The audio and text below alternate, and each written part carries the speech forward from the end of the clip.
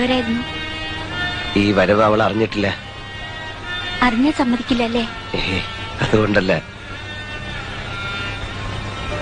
മീനാക്ഷി ഒരുപാട് മാറിപ്പോയി.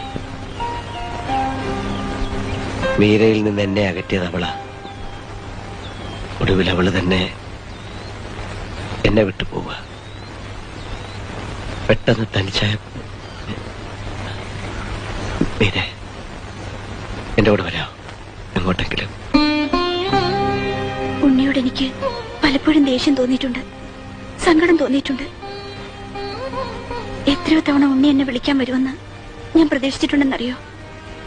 ഇപ്പൊ വളരെ വൈകിപ്പോയി ഉണ്ണി, വളരെ. മുമ്പ് ഉണ്ണി പിന്തിരിപ്പിച്ച എന്റെ അച്ഛൻ തന്നെയാണ് ഇപ്പോഴും കാരണം.